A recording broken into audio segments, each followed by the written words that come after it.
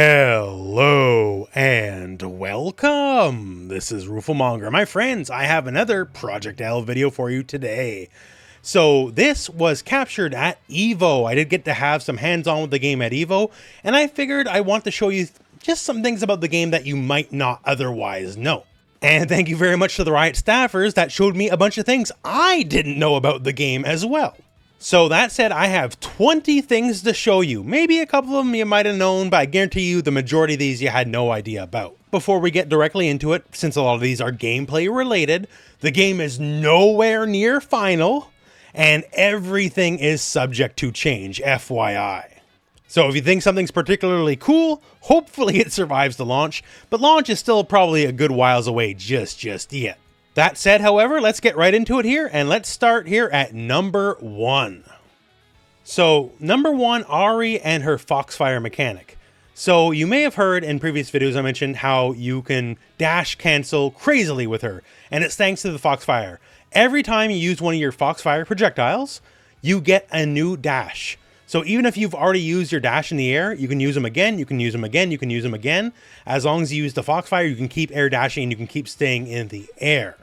This gives her a level of mobility above the other characters. Now the thing is, you only have 3 uses of Foxfire, then you have to re-go, right? But you can do some very interesting gimmicks with it. Like say, after you burn all your Foxfires, you can call them back, which is an unsafe animation, but call your assist and handshake out to the assist and do something with the assist while you're still rebuilding your Foxfires, and then tag back out. If you say took the double handshake tag fuse. So you can go right back to Ahri, keep her safe, and then just keep the pressure going. Also, real quick to add on with the Foxfire. Foxfire is plus on block, which is why it's a limited resource on top of the air dash stuff. Because if you block it, it's still her turn. As you can see with the old jump test, after I do the move, it's still my turn. So watch out, Foxfire is pretty strong, as you'll see in some later examples as well. Here's a fun one. Just because you handshake tag out and control a new character doesn't mean you have to stop controlling the old character. So Yasuo here is doing effectively the equivalent of a Rekka series, where he has multiple strikes, and you can keep inputting those buttons after he is tagged out. Any character that has a move that can extend past the initial first hit and you handshake tag out, as long as you either keep inputting those inputs or keep holding the button as it were, they can keep doing their move long after they're tagged out. Very cool stuff. So I once did a breakdown on Darius, and I had talked about the power of Apprehend, his move, and didn't have the footage to go along with it, but now I do. So after Apprehend, he pulls you in with his axe, and he has 3 follow-ups. A headbutt, which is an overhead, a regular strike, which applies this wound debuff, which is very good by the way, or he can just straight up command grab you. And there's nothing you can do other than guess. You have to accept that there's no button you can press unless it's invincible or armored that will beat these options. It's very good and a core part of the character. And also, yes, if he goes for the command grab, he can get a guaranteed level 1 super after the fact. They just really stack on that damage, so watch out. Not only that, after the overhead specifically, he can combo you after the fact. So no matter what, all these situations are very advantageous for him. So Project L has a burst mechanic. However, if you know what's coming, you can easily bait it out. If you have your assist already out and you see the burst start up, the giant green flash, you can handshake tag into the assist, cancel out what they're doing, and immediately just block the burst. So either if your assist is already outside of range, you just don't have to worry about it and you can punish them after the burst. Or if they're directly in range after the handshake tag, well, you can cancel into anything whatever you want right away because it cancels their animation. You block, it counterbursts the enemy, bounces them off the wall, and you can get whatever combos you want. So if you're smart and you got the reads, the burst is not a safe thing for the enemy to do. Now, next up, combo expression. So you've probably seen one kind of combo out of Yasuo already, but you probably haven't seen this kind of combo. It goes great because we screwed up, but it is a real combo. But yeah, whatever you can dream up within the context of your moveset, if you think it'll work, it'll probably work. It should go without saying, but this is a versus game, and thus there's going to be a lot of mix-up potential. So examples with Ahri here, she can easily go double or triple overhead, and then land with a low, or just, one shot, go down, go low right away. Trust me, in the end, you're not blocking all this. Doubly so, you're not blocking all this, because on top of the mix, like right here, I successfully blocked the double overhead, right? I wasn't ready for the gimmicks. So this is a game normally, you're not allowed to steal the corner by jumping over the enemy. However, Yasuo doesn't care about the no stealing the corner rule because he can steal the corner with one of his moves. And he can pull this left-right nonsense on you anytime he lands a combo and ends the combo with a restand, right? And also, if you space it correctly, it's ambiguous if he's going to land as a cross-up or if he's going to land on the same side. And as for left-right, you just don't know. So the trickiness and the gimmicks are there. Next, let's talk Echo and his self-sufficiency. So Echo, he can always go back to his clone whenever he wants, and this lets him do things like do an overhead and combo into his own overhead without the need of any assists. Normally in that kind of situation, if you go for the command overhead, you would need the assist to back you up. Echo, not so much. Also, if you hold his clone button when you do the clone, he'll instead just go back to it without doing a follow-up attack, meaning you can do whatever you want. So this scenario, you block my overhead, I'll call back to my clone, neutral reset, and now I'm just going to immediately go low.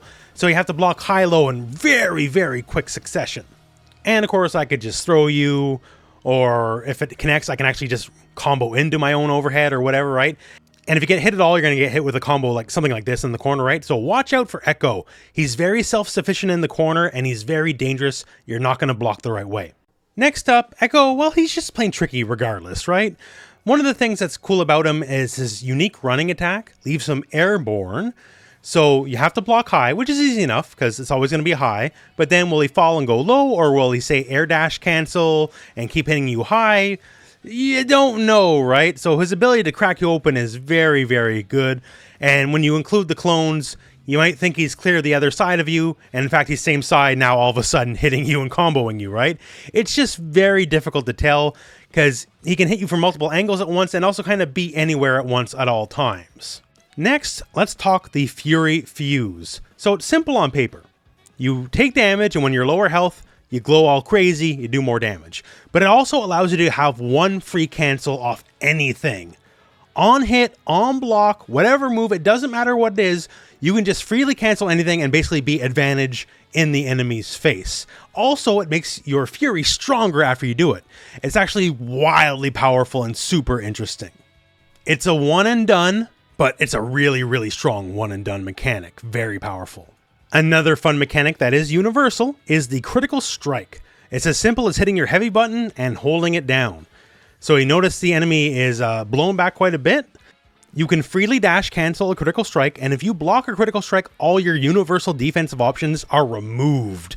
You have to accept what's coming next. And what is coming next? I don't know. Maybe after you block, I'll do my dash, and then I'll cancel my dash into something else, into some kind of gimmick, like say the cross-up we mentioned with Yasuo earlier. That's cool. Or if you want to get really greasy, we do have the fuzzy overhead. So someone who's crouching, I can dash cancel the block, go very low to the ground, and hit you with an aerial move while you're crouch blocking, and combo out. Offense is very powerful in Project L, to say the least. So Echo can bat around his projectile. That one you might have known, but it's more than just a big projectile because he can also dash cancel that strike and then combo after the fact. He can also bat it around multiple times. So I can launch it up, then jump, and then smack it again while it's in the air to hit the enemy. It's always baseball season when you're playing Echo, basically. So one of the fuses is a double assist fuse, and basically not much to say other than it's exactly as strong as you think it is. So I can pressure, call assist, keep the assist on screen, have the assist run back up, re-assist, and re-pressure, and it's nuts. Another thing about assists is you can hold the assist button, and when you do that, they will not do their assist, they'll just run forward. And this has implications well beyond them just doing their actual assist move, like this example here with Ahri. So normally, if Darius splats you out like this from full screen, that's it for Darius. He ain't gonna get no more hits unless he wants to burn some meter, right? But when you call the assist in, hold the assist, they'll run across the screen, and then you can choose to let them do their assist or not, that's fine. And you can hit the button again to handshake tag, and then they get a full combo from what is normally something you couldn't get a follow-up from. It's pretty cool. Another strong, powerful example of assist here. So normally this super with Darius sends the enemy flying across the screen. That's it, that's all. But if you already have your assist on screen before it connects, then you can handshake tag as the animation is starting, go up on the other side of the move, block them from leaving the screen, you're behind them, and then combo out. giving you a lot more damage than what the super otherwise would have gave you, right? So the handshake tag in this game allows for so many shenanigans and things you normally just wouldn't think are possible. Next, let's talk Darius's wound mechanic. So if you have it up, it actually allows for a bunch of different things. One, it allows for combos for him normally that would not otherwise work. Certain moves cause different states, like the splat state that he can actually combo from. That's really cool. And while you have it on, you take chip damage from everything, not just special moves, right? Even regular light, medium, heavy attacks, you take chip damage from. And you can build a team in a way that very much benefits from this when the wound is applied. So example here, apply the wound, call in Ahri, handshake tag in, right? And just start doing block string stuff. Now, as we mentioned earlier, those Foxfire projectiles, those are plus on block, right? So there is gaps, but if you try to stick out a button, you might get blown up for it. And we can block string, block string, block string, call an assist, handshake tag back into the assist, right? And keep that block string going. And look how much damage the other Darius is taking right now. You blocked all this. But because you had the wound applied, you still took about 20% damage. That doesn't make you feel like a winner. That doesn't make you feel very smart, right? So Darius with the wound mechanic is extra scary because he can drain all your life even if you are blocking.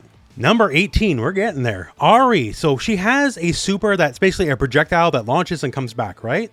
The thing is, it's more than that. To steal a line from Vi, it's like a boomerang that never gives up. So the projectile will attempt to return to wherever Ahri is, right? But if it whiffs, it'll keep trying to come back. So you can purposely have it with you and then have it do even more hits to the enemy along the way.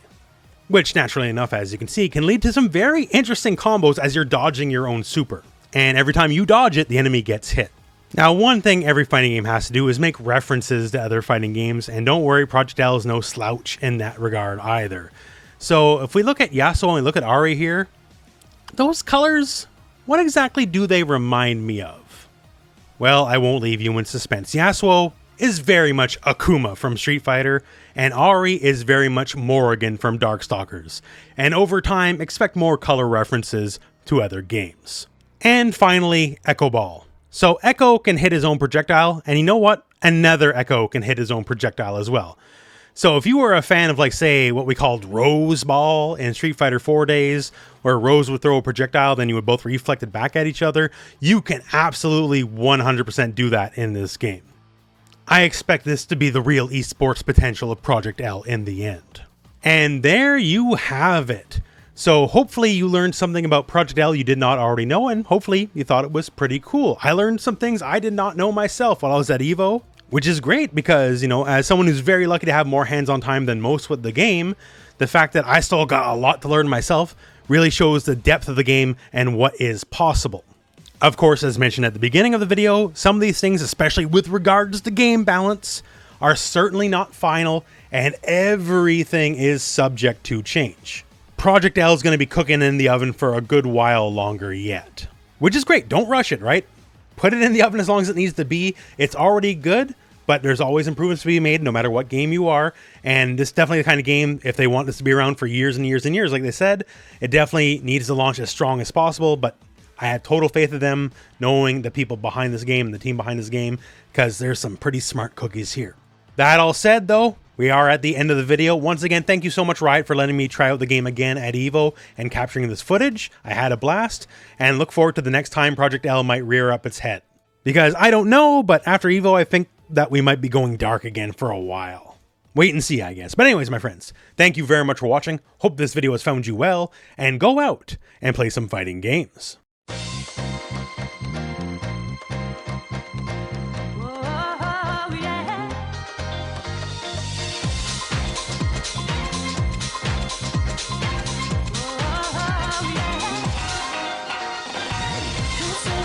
Yeah.